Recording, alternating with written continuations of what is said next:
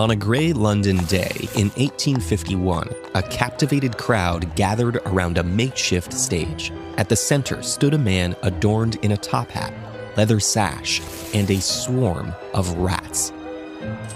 This showman, Jack Black, had risen to fame claiming to be Queen Victoria's authorized rat catcher.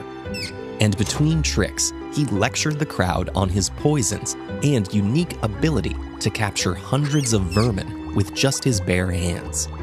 This is just one of many junctures in the long, entangled history of human and rat.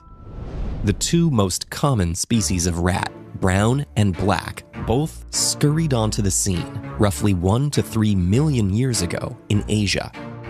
There, they craftily survived Earth's most recent ice age and eventually began living around and with humans. Their constant presence even earned them a spot in the Chinese zodiac, where they symbolize new beginnings. Brown and black rats are generalists, a biological badge ascribed to species who can brave diverse climates and diets. So when trade routes opened between East Asia and the West, rats naturally tagged along.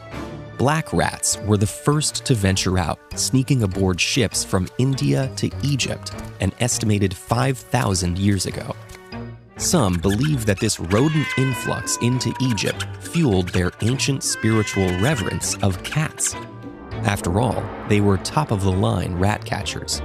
Trade between Egypt and the Romans brought black rats to Europe, and by 300 CE, these stowaways claimed lands as far as the Anglo-Celtic Isles, earning notoriety along the way.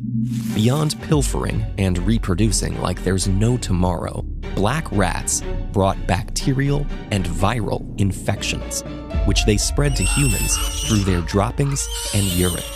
In the late 1340s, history's most infamous plague, the Black Death, killed tens of millions of people, or around half of Europe's population. To this day, many lay the blame on rats. However, the real story is more complicated. Black rats don't directly spread the plague to humans, though they can carry the fleas that transmit the bacterium responsible. And brown rats, which hadn't yet set foot in Europe, don't have any blood on their paws. Back in Japan, these brown rats were receiving a warmer welcome as pet rats grew in popularity. 250-year-old guidebooks detail tips on rodent domestication and how to breed the most affectionate rats in various coat colors and patterns. Wild brown rats finally entered Europe sometime between the 13th and 18th century by ship and perhaps, sometimes, by treading water.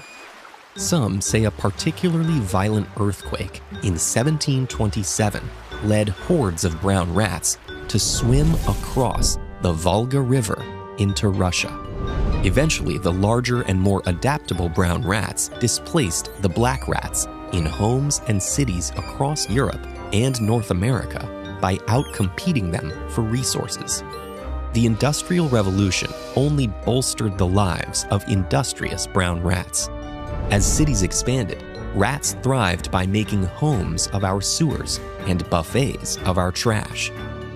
They even evolved resistance to our poisons, to the dismay of exterminators who inherited Jack Black's mission. But the human rat race took a monumental turn in 1906 when the Weistar Institute in Philadelphia bred the first standard rat strain for scientific research. Rats are unrivaled lab animals.